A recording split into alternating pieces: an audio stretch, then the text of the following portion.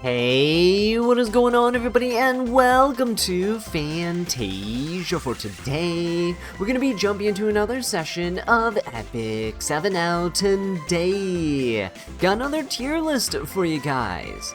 So jumping into this here, we're going to get started right away with all the units that are currently not available, just so if you're a newer player and stuff, you're looking for specific units, you'll know why you're not getting them. So first of all is Ainz here from the Overlord collaboration. He was a limited time unit, so he's currently not available. Bossarunka, Disciplinary Prefect Arya, Genesis Raz, Lady of the Scales, Witch in the Mirror Tenebria, School Nurse Yoha, Shepherd of the Dark Dien, Monarch of the Sword of Syria, Notos, and Salome are also not available. All these are really recent releases, and Salome here is actually not in the game yet. She was teased, but she's currently not on a raid-up banner or anything, so you cannot obtain her. Just so you know, in case you're a newer player and you're trying to get her from all the teasers and stuff, currently not in the game yet. Alright, so let's go ahead and break down the categories here on the left side. We have S tier for staple units that I think are just really strong overall. They'll change how you play the game. Keep in mind this tier list is only for PvP, because ML5 units are pretty much exclusively used in PvP content, Arena, Guild War, RTA, and such.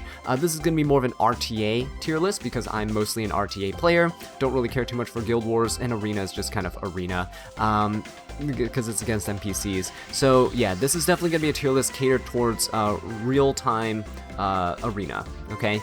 So that's the staple tier is just going to be units that pretty much will change how you play the game, change how you draft, and change the options you have available against your opponents, right, with really strong units. The A tier is going to be fairly strong overall units, like pretty versatile. You can pretty much use them whether your playstyle is fast or slow. They're good just overall in the current state of the game. The B tier is going to be good overall. I'd say it's a little bit less versatile than the A tier. You can't just splash them anywhere. This is going to be a majority of your damage dealers and stuff, maybe some knights in mitigation and some openers that are not super fast, but they can be pretty viable in terms of supporting your team depending on how you play. C tier is going to be this Cleave and Aggro playstyle. All these units going to be dumped in here because I am not a Cleave or Aggro player, so I can't give you too much insight on these units, but they are just really strong hitting damage dealers. They're bridge units that can help go after your opener, right? Cut after your opener, go before your opponents do. And they're probably going to contain some control units here as well, because they kind of fit into that Cleave and Aggro playstyle. D tier is going to be the niche category. This one is units that are kind of subpar, units that aren't really used as much or have mechanics to their kits that aren't really viable in the current state of the game, the current meta, right? So let's go ahead and start with the S tier here. And the first unit is going to be New Moon Luna. Pretty much one of the strongest units in the entire game, and has been ever since her release a few years ago. She is incredibly powerful, can hold her own Tagahel's Ancient Book to Soulburn at the start of the match. You ignore resistance, you seal everyone, put unbuffables, fully strip their buffs, and sealing is incredibly strong because you ignore all passive abilities. You lock them down, right? They cannot be used. So she is really good at just ignoring tons of mechanics that are in the game. Highly recommend you pick her up if you do not have her.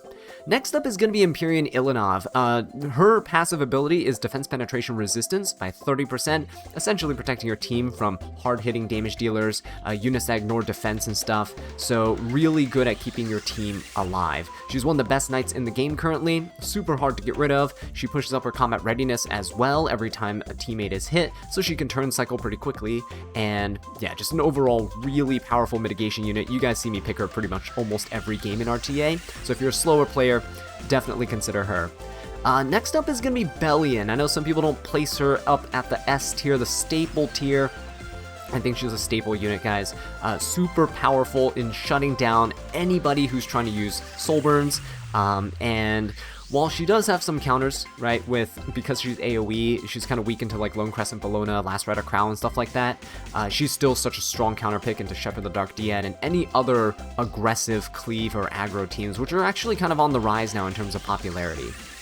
Next up, we have Ruel. You guys, if you've been watching my channel, you know Ruel is absolutely disgusting. This unit super sucks to fight against because she just puts invincibility on herself, revives another unit to full health, gives them invincibility too, has a damage limit buff on her skill 2 with a giant barrier. She's incredibly good at healing, can self-revive once per battle, and just incredibly hard to kill. Pair her with Prophetic Candlestick, she's one of the most annoying units ever, can literally drag out matches for almost forever. As long as they don't have enough damage to one-shot you, pretty much you just have the ability to turn cycle your invincibility and you'll never die. Alright, next up we have the A tier for the strong overall. This is gonna start off with Zio, right? A really good opener, pretty much guaranteed to go first all the time, no matter what.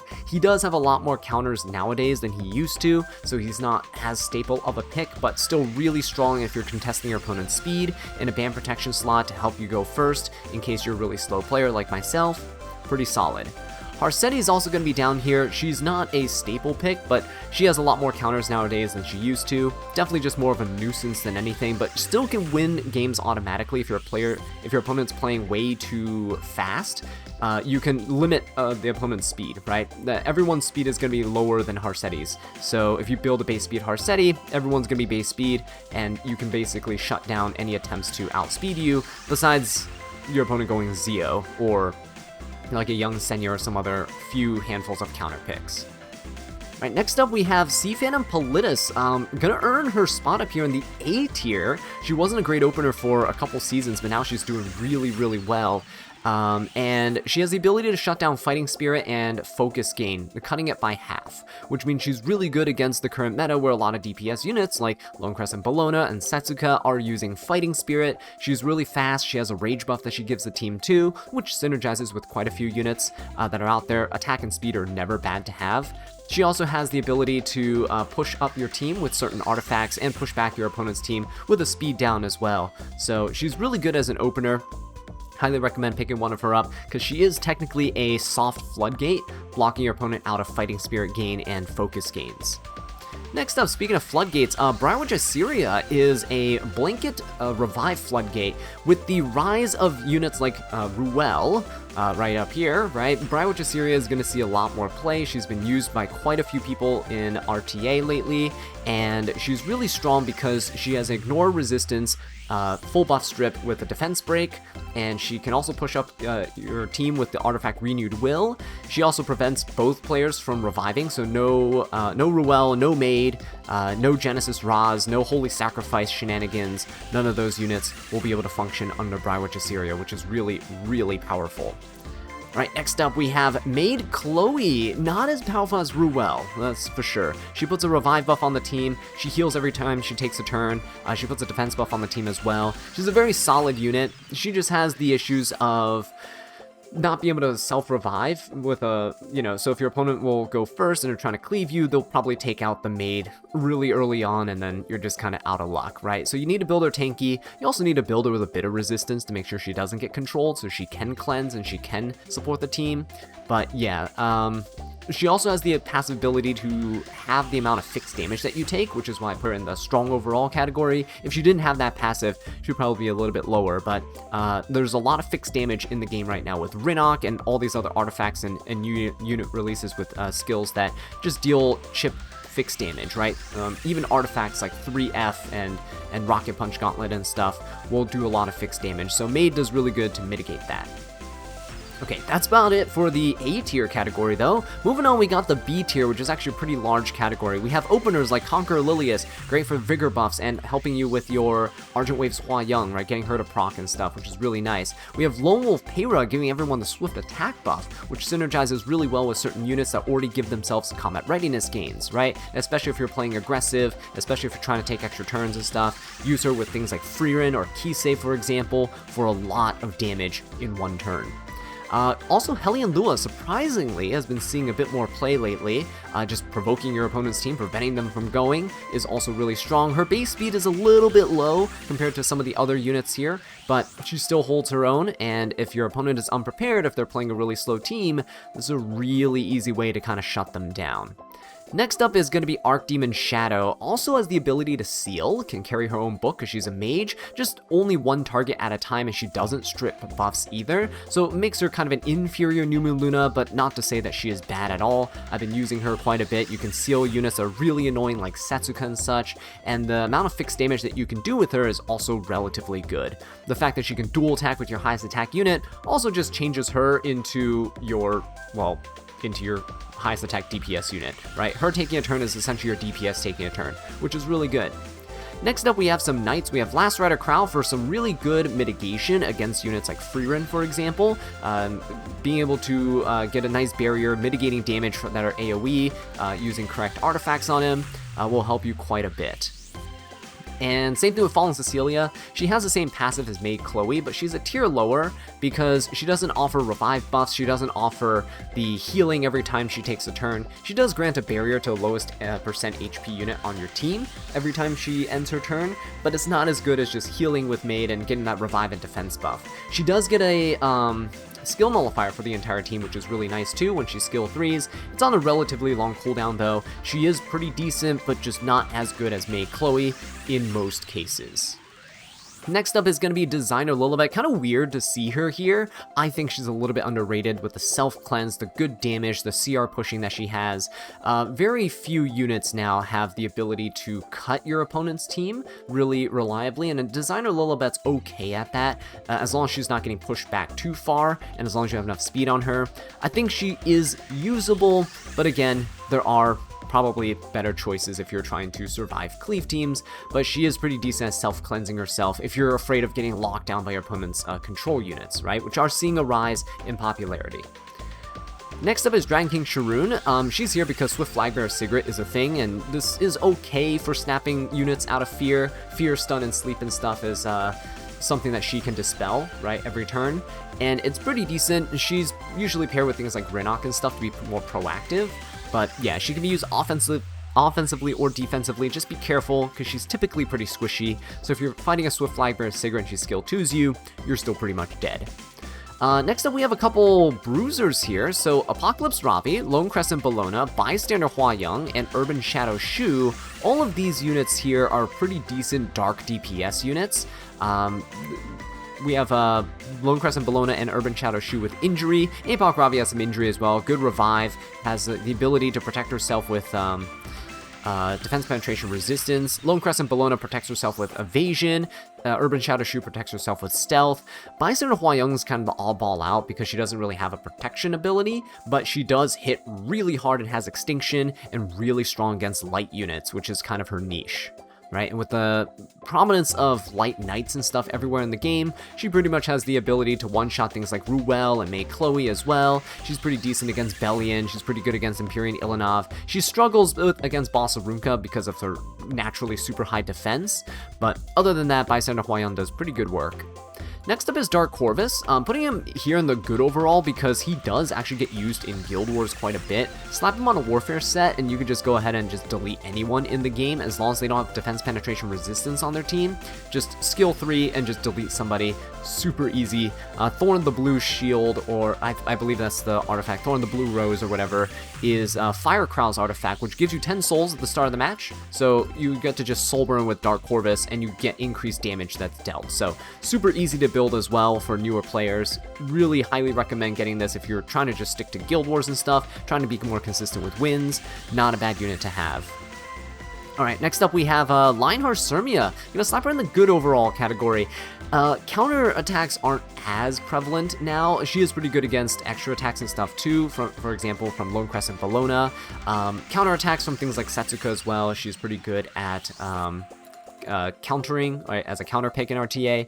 It's just that you can pick things like Mort, for example, to completely nullify counter attacks, and you can also pick things like ML5 to prevent the Lone Crescent Bellonas from getting that full fighting spirit to begin with. So Lionheart Sirmia, kind of a double-edged sword. You want to get hit, but if you get hit too much, your team might go down. So she's pretty decent, but not super like consistent with her performance. So you got to be careful when you do choose her.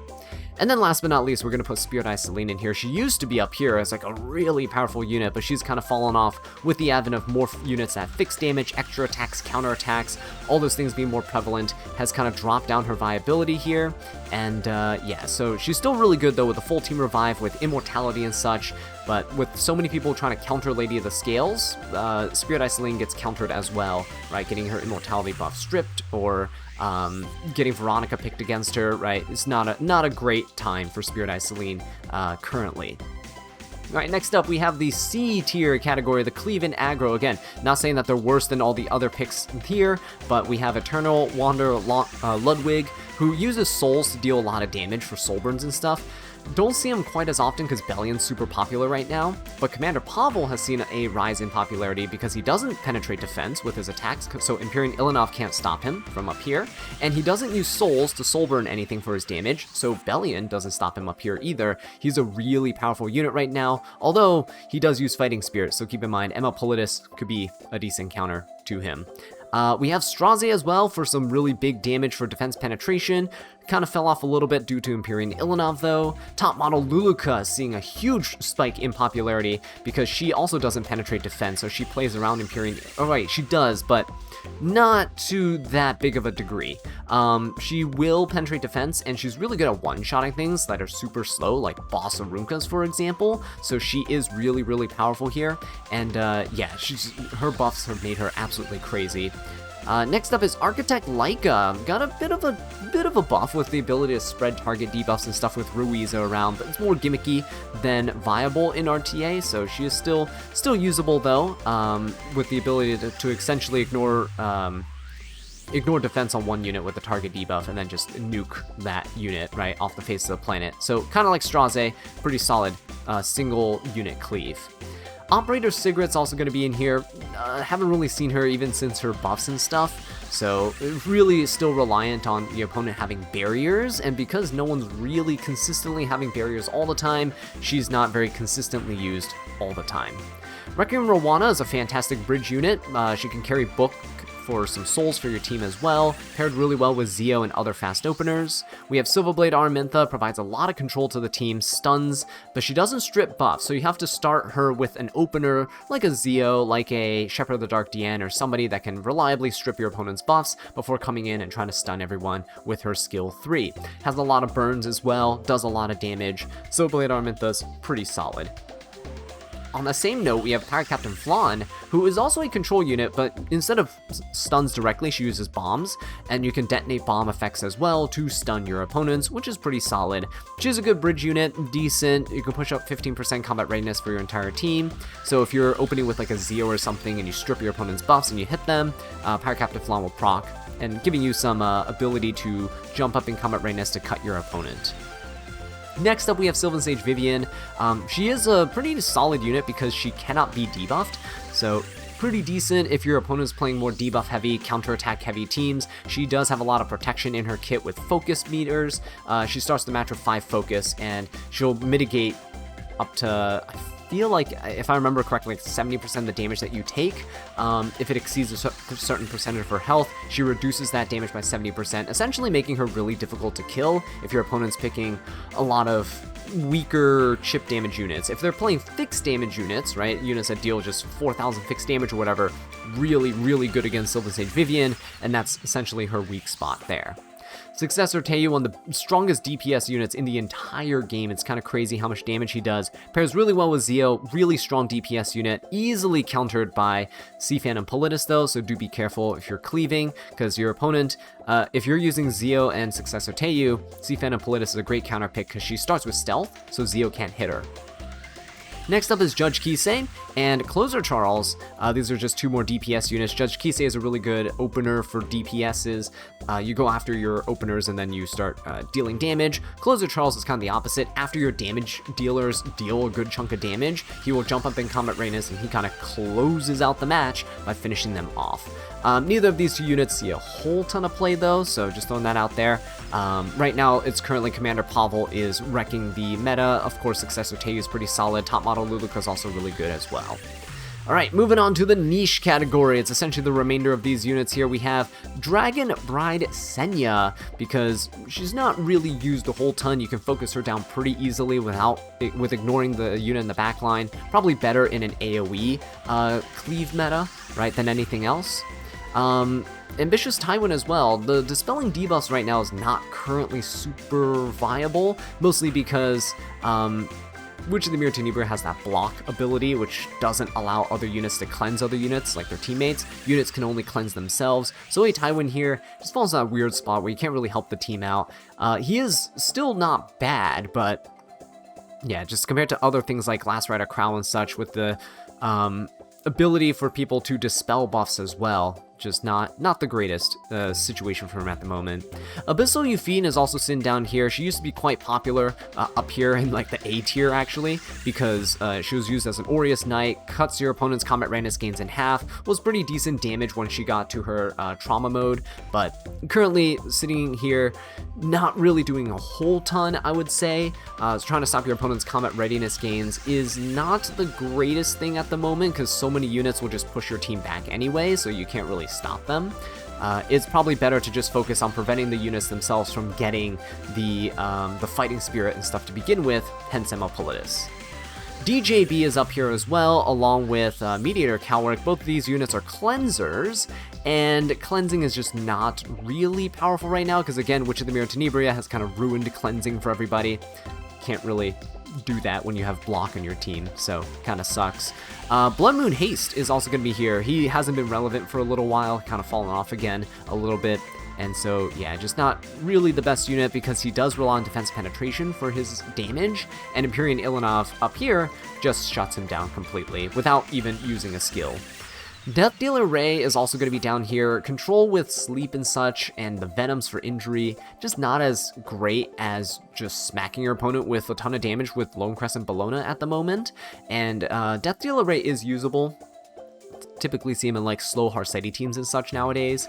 But yeah, just really late pick, like a 4th or 5th pick unit. So he is usable, just kind of niche in that he's not a really high priority, and he's easily countered by Schneel as well, who is probably going to see a resurgence in play once we get a couple more new unit releases, like Perfumer Biblis, who's currently out right now too. Solitaria is a good floodgate effect for focus gain, but Sea Phantom Politis kind of does her job, but a little bit better. Even though Sea Phantom Politis doesn't prevent focus entirely, still, having the gain is good enough. You don't really need to go for the full lockdown on focus here with Solitaria. She was really good against Afternoon Soak Flan, but Afternoon Soak Flan seeing a dip in use as well, so Solitaria has kind of seen a dip as well. Twisted Eidolon Charon, I'm going to slap down here in niche. He is a pretty good unit for nuking your opponents, especially squishy units, especially evasion units, but yeah, he isn't usable everywhere. He's not like super versatile in what he does. He's kind of a one-trick pony, but a really good way to trap your opponent in draft at times. Sage Ball and Sazan is supposed to be an anti-cleave unit. You're supposed to cut your opponents and then sleep them so they can't go. Doesn't work because anti-cleave is dead in this game. Cleave units are just way too strong to care about anti-cleave nowadays. They have way too many options to play around them, and Sage Ball is too inconsistent, with 15% just kind of screwing you over. If you don't put the right units to sleep, you still lose the match.